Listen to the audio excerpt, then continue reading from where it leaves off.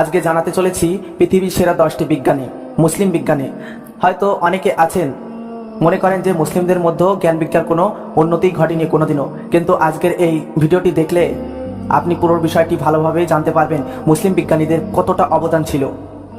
শুধু খ্রিস্টান বিধর্মীরাই জ্ঞানে প্রযুক্তির জগতে এগিয়ে আছে এমন ধারণা ভুল। আমাদের মতো অধিকাংশ মানুষই রয়েছে যারা জানে না। যুগে যুগে আমরা খ্রিস্টান বিধর্মী বিজ্ঞানী, চিকিৎসক, আবিষ্কারক, বিশেষজ্ঞদের নাম, জীবন কথা, ইতিহাস জেনে আসছি। অথচ জ্ঞান বিজ্ঞান ও প্রযুক্তির চর্চায় মুসলমানগণ সমান দক্ষতার পরিচয় দিয়ে আসছে। এই প্রচেষ্টা ও অবদানের উপরে ভিত্তি করে মুসলমানগণ একসময় সারা বিশ্ব নেতৃত্ব দিয়েছিল। আধুনিক যুগে জ্ঞান বিজ্ঞান প্রযুক্তির অনেক শাখা মুসলমানদের জ্ঞান বিজ্ঞানের প্রযুক্তিরই ফসল, তা বহু ইতিহাস সাক্ষী। কিন্তু বর্তমান যুগে একথা না জানা শত শত মানুষ সহজেই খুঁজে পাওয়া যাবে, যারা এখনো জানেই না যে মুসলিম বিজ্ঞানীরা কতটা অবদান রাখে। আজ আমরা জানব যুগে যুগে মুসলিম বিজ্ঞানীদের অবদান কত। পরিচয় করিয়ে দিব পুরো দুনিয়া কাঁপানো কিছু মুসলিম বিজ্ঞানীদের নাম। পয়েন্ট নাম্বার 1, আল রাজি। জন্ম 865 খ্রিস্টাব্দে, মৃত্যু 925 খ্রিস্টাব্দে। সর্বশ্রেষ্ঠ চিকিৎসা বিজ্ঞানী ও শল্য চিকিৎসাবিদ ছিলেন তিনি ইরানের তেহরানে জন্মগ্রহণ করেন। তার পুরো নাম আবু বক্কর মুহাম্মদ ইবনে জাকারিয়া আল রাজি। পিতার নাম জাকারিয়া। তার লিখিত চিকিৎসা বিজ্ঞান, অ্যালকেমি, পদার্থবিজ্ঞান ও অন্যান্য বিষয়ের উপরে 184টারও বেশি বই রয়েছে। তার মধ্যে শতাধিক হল চিকিৎসা গবেষণার বিষয়ক। তিনি জুনদের শাহপুর ও বাগদাদের সরকারি চিকিৎসালয়ে দীর্ঘদিন সময় ধরে অধ্যক্ষ হিসেবে দায়িত্ব পালন করেছেন। চিকিৎসা বিদ্যার উপরে কঠোর শ্রম দেওয়ার জন্য তৎকালে আল রাজির সুনাম সুখ্যাতি চতুর্দিকে ছড়িয়ে পড়ে। এর কারণ পশ্চিম এশিয়া ও পূর্ব ইউরোপ থেকে বহু রোগী তার নিকটে ছুটে আসতেন। তিনি সালফিউরিক অ্যাসিড আবিষ্কার করেন, ইথানল উৎপাদনের বিশোধন ও চিকিৎসার ব্যবহার প্রযুক্তি আবিষ্কার করেন। পয়েন্ট নাম্বার 2, জাবির ইবনে হাইয়ান। জন্ম 722 খ্রিস্টাব্দে, মৃত্যু 1815 খ্রিস্টাব্দে। তিনি হলেন একজন বিশ্ববিখ্যাত বিজ্ঞানী, বর্তমান রাসায়নের বিজ্ঞানের জন্মদাতা, নাইট্রিক ও সালফিউরিক অ্যাসিডের সর্বপ্রথম আবিষ্কারক, অঙ্কশাস্ত্রবিদ। পুরো নাম আবু জাকারিয়া ইবনে হাইয়ান। দক্ষিণ আরবে আজাদ বংশে জন্মগ্রহণ করেন তিনি। তার পিতা হাইয়ানও একজন চিকিৎসক ছিলেন। গণিত শাস্ত্রের শিক্ষা লাভের শেষে তিনি চিকিৎসাশাস্ত্র শিক্ষা লাভ করেন। তিনি কুফায় চিকিৎসা বিজ্ঞান শুরু করলেও এর মধ্যে তিনি রসায়ন শাস্ত্রে উচ্চতর জ্ঞান অর্জন করেন। কুফায় একটি বিজ্ঞানাগার প্রতিষ্ঠা করে সেখানে মৃত্যু পর্যন্ত 804 খ্রিস্টাব্দে গবেষণারত ছিলেন। রসায়নকে তিনি সর্বপ্রথম বিজ্ঞানের একটি স্বয়ংসম্পূর্ণ শাখা হিসেবে প্রতিষ্ঠা করেছিলেন। রসায়ন ও বিজ্ঞানের গুরুত্বপূর্ণ ক্ষেত্রে যেমন পরিস্রবণ, দ্রবণ, ভস্মীকরণ, বাষ্পীভবন, গলন, এগুলি সবই তার আবিষ্কার। জাবির ইবনে হাইয়ান রসায়ন শাস্ত্রে পরিপূর্ণতা দান করেছেন, সেজন্যই তাকে এই শাস্ত্রের জনক বলা হয়। এছাড়াও রসায়ন শাস্ত্রের পাশাপাশি তিনি চিকিৎসা, খনিজ পদার্থ, দর্শন, যুদ্ধবিদ্যা, জ্যামিতি, জ্যোতির্বিজ্ঞান বিভিন্ন শাখায় তিনি অবদান রাখেন। চিকিৎসা বিজ্ঞানে 500 থেকে 2000 বই রচনা করেন তিনি। Point number 3, Omar Khayyam. জন্ম 1048 খ্রিস্টাব্দে, মৃত্যু 1122 খ্রিস্টাব্দে। অ্যানালিটিক্যাল জ্যামিতির মহানায়ক বলা হয় তাকে। তিনি পারস্য জন্মগ্রহণ করেন। তার পুরো নাম ওমর ইবনে ইব্রাহিম আল খৈয়াম।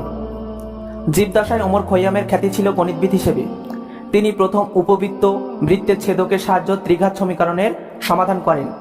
1770 খ্রিস্টাব্দে তার পুস্তক মাকালাত ফি আল-জাব আল-মুকাবিলা প্রকাশিত হয়। এই পুস্তকে তিনি দ্বিঘাত সমীকরণের সমাধানের নিয়মগুলি লিপিবদ্ধ করেন। পয়েন্ট নাম্বার 4, ইবনে সিনা। তার জন্ম 1980 খ্রিস্টাব্দে, মৃত্যু 1037 খ্রিস্টাব্দে। ইবনে সিনা তিনি একজন দার্শনিক, চিকিৎসক, গণিতিক, জ্যোতির্বিদ, মুসলিম জগতের একজন বিখ্যাত বিজ্ঞানী ও সর্ববিদ্যায় পারদর্শী ছিলেন। তিনি বুখারার নিকটবর্তী আফসানা নামক গ্রামে জন্মগ্রহণ করেন। তার পুরো নাম ছিল আবু আলী আল হুসাইন ইবনে আবদুল্লাহ মাসুদ ইবনে সিনা। তিনি মাত্র 10 বছর বয়সে পবিত্র কোরআনে হিফজ সম্পূর্ণ করেন। চিকিৎসায় তার অসাধারণ অবদানের জন্য তাকে আধুনিক চিকিৎসা শাস্ত্র ও চিকিৎসা প্রণালীর শল্য চিকিৎসার গুরু মনে করা হয়। তিনি মাত্র 16 বছর বয়সে জ্ঞানীগুণী চিকিৎসক ও মনীষীদের পড়িয়েছেন। কথিত আছে, ইবনে সিনা যখন ক্লান্তিতে ঘুমিয়ে পড়তেন তখন অমীমাংসিত যত প্রশ্ন তার মাথায় ঘুরপাক খেত সেগুলির উত্তর মাথায় স্বপ্নের মধ্যেও ভেসে আসত। তার জ্ঞানের দরজা খুলে যেত। বিখ্যাত চিকিৎসক হিসেবে তার নাম সর্বত্র ছড়িয়ে পড়ে। তার রচিত অসংখ্য গ্রন্থ রয়েছে, তবে চিকিৎসা শাস্ত্রের আল কানুন ফি তব একটি অমর গ্রন্থ। মজার বিষয় হলো ডক্টর ওসলার এই গ্রন্থটিকে চিকিৎসা শাস্ত্রের বাইবেল বলে উল্লেখ করেন। চিকিৎসা শাস্ত্রে এর সমপর্যায়ে কোনো গ্রন্থ আজও দেখা দেয়নি। পয়েন্ট নাম্বার 5, আল বিরুনি। জন্ম 973 খ্রিস্টাব্দে, মৃত্যু 1048 খ্রিস্টাব্দে। আল বিরুনি তিনি ছিলেন বিশ্বের সেরা ভূগোলবিদ। তিনি জন্মগ্রহণ করেন খাওয়ারিজমের নিকটবর্তী আল বিরুনি নামক স্থানে। তার পুরো নাম বুরহানুল হক রাইহান মোহাম্মদ ইবনে আহমদ আল বিরুনি। 20 বছর বয়সে তিনি জ্ঞান অর্জনের জন্য সারা বিশ্ব ভ্রমণ করেন। আল বিরুনি ভূবিদ্যার একজন পথপ্রদর্শক। তিনি শতাধিক বিভিন্ন প্রকার ধাতু রত্নপাথর সংগ্রহ করে সেগুলি পরীক্ষা করেন। তিনি প্রথম প্রমাণ করেন যে পৃথিবী গোলাকার। পৃথিবী কিভাবে এর কক্ষ হতে ঘূর্ণায়মান তারও প্রমাণ দেন। পয়েন্ট নাম্বার 6, আল ফারাবি। জন্ম 870 খ্রিস্টাব্দে, মৃত্যু 950 খ্রিস্টাব্দে। মুসলিম বিজ্ঞানী ও জগৎ বিখ্যাত দার্শনিক ছিলেন এই মহান মনীষী। তার পুরো নাম আবু নাসের মোহাম্মদ ইবনুল ফারাক আল ফারাবি। তিনি জ্ঞান আহরণের জন্য দামেস্কে সহ বিশ্বের বিভিন্ন দেশে ভ্রমণ করেন। নিজেকে বহুমুখী বিদ্যায় সমৃদ্ধ করে তোলেন। পদার্থবিজ্ঞান, সমাজবিজ্ঞান, দর্শন, যুক্তিশাস্ত্র, গণিতশাস্ত্র, চিকিৎসা বিজ্ঞানে আল ফারাবির অবদান অবসরণীয়। তবে বিজ্ঞান ও দর্শনে তার অবদান সবচেয়ে বেশি, এজন্যই তিনি ফেমাস বা প্রসিদ্ধ। পদার্থবিদ্যায় তিনি শূন্যতার অবস্থান প্রমাণ করেন। দর্শনে আল ফারাবি ছিলেন দার্শনিক প্লেটোর পর্যায়ের। আল ফারাবির অবদানের জন্য তাকে দ্বিতীয় অ্যারিস্টটল বলা হয়। পয়েন্ট নাম্বার 7, আল খাওয়ারিজমি। তার জন্ম 780 খ্রিস্টাব্দে, মৃত্যু 850 খ্রিস্টাব্দে। তিনি গণিতশাস্ত্রে সর্বাধিক ফেমাস ব্যক্তি ছিলেন। তাকে গণিতশাস্ত্রের জনক বলা হয়। বীজগণিতের আবিষ্কারক হলেন আল খাওয়ারিজমি। তার পুরো নাম আবু আবদুল্লাহ মোহাম্মদ ইবনে মুসা আল খাওয়ারিজমি। তিনি মধ্য এশিয়ার খাওয়ারিজম নামক স্থানে জন্মগ্রহণ করেন। আল জাবর ওয়াল মোকাবিলা বই থেকে জানা যায় তিনি ছিলেন একজন নিষ্ঠ মুসলিম। তিনি জগৎ বিখ্যাত গণিতবিদ হওয়ার কারণে তার জামানায় গণিতশাস্ত্রের অনেক উন্নতি হয়। ভূগোল বিষয়ে তার বিরাট অবদান ছিল। পাটিগণিত বিষয়ে তিনি একটি বই রচনা করেন, জাপানের ল্যাটিন ভাষায় অনুদ্রিত হয়। বর্তমান যুগ পর্যন্ত গণিতে যে উল্লেখিত হয়েছে তা সব আল খাওয়ারিজমির অবদান। তার রচিত বই আল জাবের ওয়াল মোকাবিলা থেকে বীজগণিতের ইংরেজি নাম আল জেব্রা উৎপত্তি লাভ করে। পয়েন্ট নাম্বার 8, আল বাত্তানি। 858 খ্রিস্টাব্দে জন্ম, 929 খ্রিস্টাব্দে মৃত্যু। তিনি ছিলেন একজন আরব জ্যোতির্বিজ্ঞানী ও গণিতবিদ। মেসোপটেমিয়ার অন্তর্গত বাত্তান নামক স্থানে আল বাত্তানি জন্মগ্রহণ করেন। তার পুরো নাম জাবিদ ইবনে সিনান আল বাত্তানি। তিনি সর্বপ্রথম নির্ভুল পরিমাপ করে দেখিয়েছিলেন যে এক সৌর বছরে 365 দিন 5 ঘন্টা 46 মিনিট 24 সেকেন্ড হয়। তিনি প্রমাণ করেন দেখিয়েছিলেন যে সূর্যের আপাত ব্যাসার্ধ বাড়ে ও কমে। সূর্য ও চন্দ্রগ্রহণ সম্পর্কে তার বক্তব্য ছিল সুস্পষ্ট।